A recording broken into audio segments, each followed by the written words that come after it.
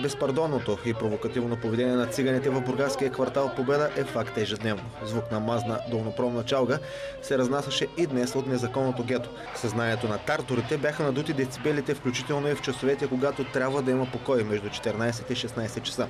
Поведението остана безнаказано, като лично кандидатът за кмет на община Бургас от Национален фронт за спасение на България Валери Симеонов подаде сигнал на телефон 112 и звено Обществен ред и сигурност към община Бургас. Малко след като екипа ни влезе в сърцевината на незаконното гето, музиката заглъхна, но незнайно защо нито полицията, нито общината пратиха свои хора да въдворят ред, а това им влиза в задълженията. Все пак има и приета наредба от Общинския съвет по предложение на групата на родолюбците. Всеки средно интелигентен може сам да се направи констатацията защо администрацията на ГЕРБ е оставила циганите да си правят каквото искат в момента, в който в цялата страна има протести срещу циганските беззакония и абсурди. Изборите са скоро и трябват гласове. Дразним ми, това е цяла нощ музика. Като почва от четвъртък, вижте, в момента днес е понеделник, виж колко е часа, каква музика има. Това е един нощ, децата не могат да спят, нищо не могат.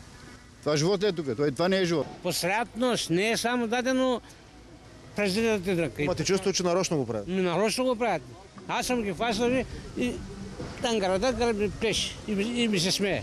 Това какво иска да каже? Фащал съм някой. Ти искаш ли къде бати? Сега ще ги събера към нашите хора, ще чипим как главата. Как става това нещо? Доскоро се смяташе, че квартал Победа, или по-точно незаконните му обитатели, са донори на етническата партия ДПС.